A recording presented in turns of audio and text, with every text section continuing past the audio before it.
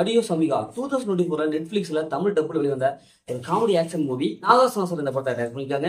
அனேகா, சுராஸ், ஆசிப் அலி மற்றும் பல இந்த படத்தை நடிச்சிருக்காங்க. இந்த படத்துல 2 ஹீரோ இருப்பாங்க.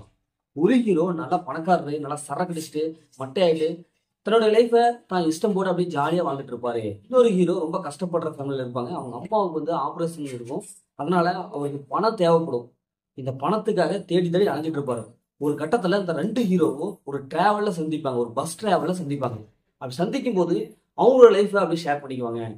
இப்போ இதுக்கப்புறம் அவங்க லைஃப் என்னவா மாறுச்சு, அவங்க என்ன பண்றாங்க, அவங்களுடைய சம்பவம் என்ன, இதுல என்னாச்சு அப்படிங்கிறதா இந்த படத்துலயும் ஆன்லைன். இந்த படத்துடைய பாசிட்டிவ் பார்த்தாவே இந்த 2 பேர்த்துடைய கேரக்டர் ரொம்ப சூப்பரா கொண்டு வந்திருக்காங்க. ஏன்னா ஒரு ஹீரோ ரொம்ப கஷ்டப்படுற அப்படின்ட்டு கஷ்டப்பட்டிருக்காரு.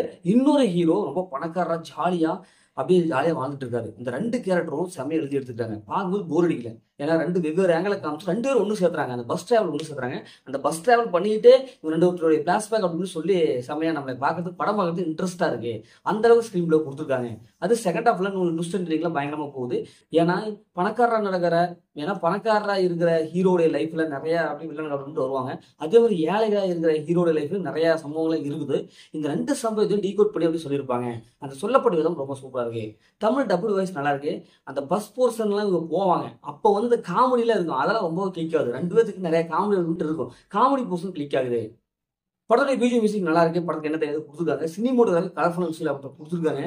படம் செகண்ட் ஹாஃப்லாம் ஓரளவுக்கு ட்விஸ்ட் அண்ட் டர்னிங் மெயின்டைன் பண்ணியிருக்காங்க. ஏன்னா அடுத்தது என்ன நடக்கும் அப்படி சுவாரஸ்யமா சொல்லியிருக்காங்க. ஒரு டிராவல்ல இப்படி ஒரு கதையா அப்படிங்கிற அளவுக்கு தான் இருக்குது. படத்துடைய கிளைமேக்ஸ் நல்லா இருக்கு. யாரும் எதிர்பார்க்காத ஒரு சூப்பரான கிளைமேக்ஸ் கொடுத்துருக்காங்க. இப்படி படத்தை ஓரளவுக்கு கொண்டு போயிருக்காங்க. இந்த படத்துடைய மைனஸ்னாவே பெரிய மைனஸ் தான் எதுவுமே இல்லை.